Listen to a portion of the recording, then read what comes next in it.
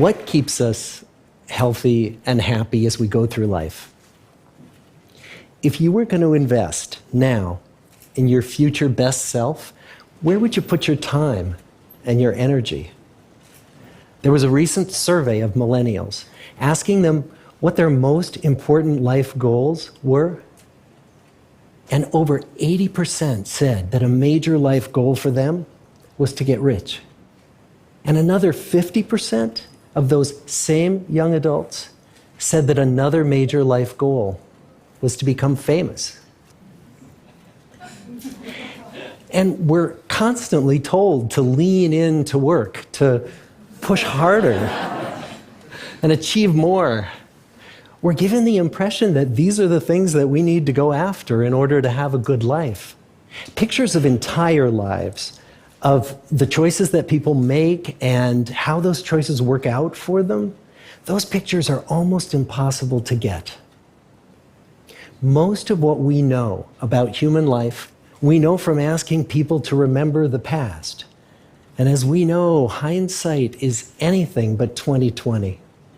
We forget vast amounts of what happens to us in life, and sometimes memory is downright creative.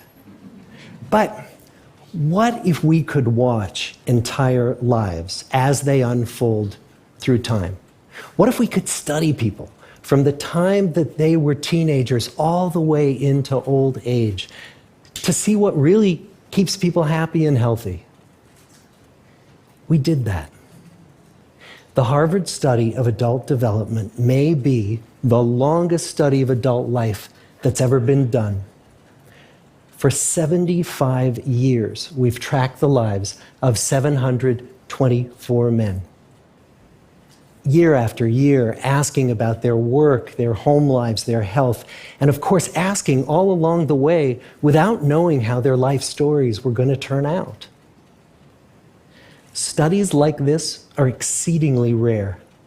Almost all projects of this kind fall apart within a decade because too many people drop out of the study, or funding for the research dries up, or the researchers get distracted, or they die, and nobody moves the ball further down the field. But through a combination of luck and the persistence of several generations of researchers, this study has survived. About 60 of our original 724 men are still alive, still participating in the study, most of them in their 90s. And we are now beginning to study the more than 2,000 children of these men. And I'm the fourth director of the study. Since 1938, we've tracked the lives of two groups of men. The first group started in the study when they were sophomores at Harvard College. They all finished college during World War II, and then most went off to serve in the war. And the second group that we've followed was a group of boys from Boston's poorest neighborhoods. Boys who were chosen for the study specifically because they were from some of the most troubled and disadvantaged families in the Boston of the 1930s. Most lived in tenements, many without hot and cold running water. When they entered the study, all of these teenagers were interviewed, they were given medical exams. We went to their homes and we interviewed their parents. And then these teenagers grew up into adults who entered all walks of life. They became factory workers and lawyers and bricklayers and doctors, one president of the United States. Some developed alcoholism, a few developed schizophrenia. Some climbed the social ladder from the bottom all the way to the very top, and some made that journey in the opposite direction.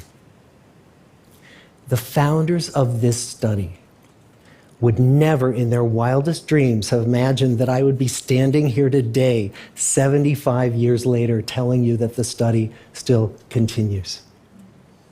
Every 2 years, our patient and dedicated research staff calls up our men and asks them if we can send them yet one more set of questions about their lives. Many of the inner city Boston men ask us, "Why do you keep wanting to study me? My life just isn't that interesting." The Harvard men never asked that question.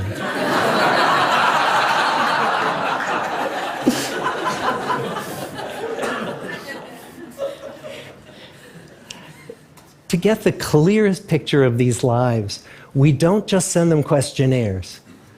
We interview them in their living rooms. We get their medical records from their doctors. We draw their blood. We scan their brains. We talk to their children. We videotape them talking with their wives about their deepest concerns. And when about a decade ago we finally asked the wives if they would join us as members of the study, many of the women said, "You know, it's about time." So what have we learned? What are the lessons that come from the tens of thousands of pages of information that we've generated on these lives? Well, the lessons aren't about wealth or fame or working harder and harder. The clearest message that we get from this 75-year study is this: good relationships keep us happier and healthier, period. We've learned 3 big lessons about relationships. The first is that social connections are really good for us and that loneliness kills.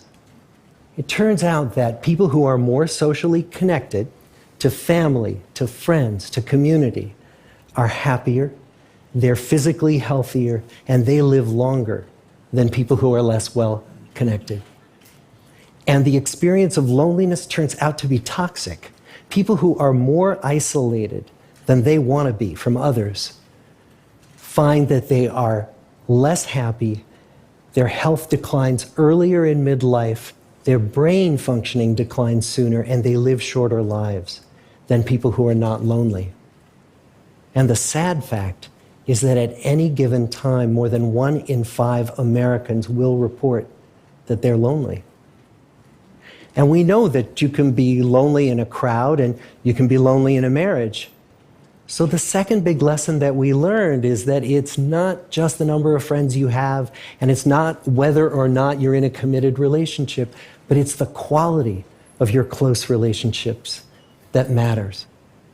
It turns out that living in the midst of conflict is really bad for our health.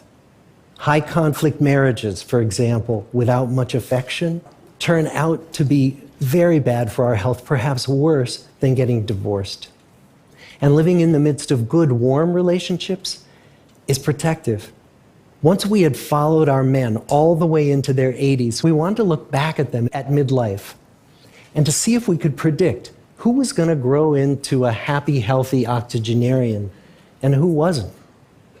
And when we gathered together everything we knew about them at age 50, it wasn't their middle-aged cholesterol levels that predicted how they were going to grow old. It was how satisfied they were in their relationships. The people who were the most satisfied in their relationships at age 50 were the healthiest at age 80. And good, close relationships seem to buffer us from some of the slings and arrows of getting old.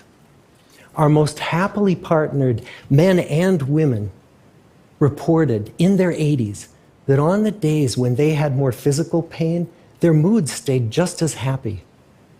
But the people who were in unhappy relationships, on the days when they reported more physical pain, it was magnified by more emotional pain. And the third big lesson that we learn about relationships and our health is that good relationships don't just protect our bodies, they protect our brains. It turns out that being in a securely attached relationship to another person in your 80s is protective. That the people who are in relationships where they really feel they can count on the other person in times of need, those people's memories stay sharper longer. And the people in relationships where they feel they really can't count on the other one, those are the people who experience earlier memory decline. And those good relationships, they don't have to be smooth all the time. Some of our octogenarian couples could bicker with each other day in and day out.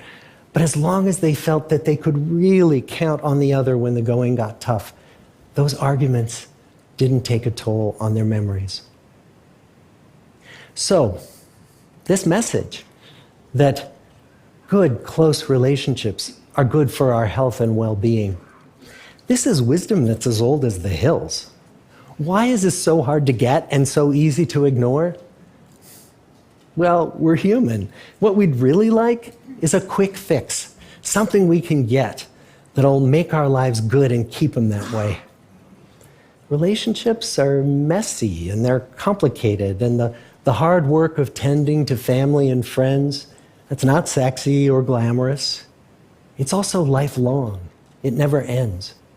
The people in our 75-year study who were the happiest in retirement were the people who had actively worked to replace workmates with new playmates. Just like the millennials in that recent survey, many of our men, when they were starting out as young adults, really believed that fame and wealth and high achievement were what they needed to go after to have a good life. But over and over these 75 years, our study has shown that the people who fared the best were the people who leaned into relationships with family, with friends, with community. So what about you? Let's say you're 25, or you're 40, or you're 60. What might leaning into relationships even look like? Well, the possibilities are practically endless.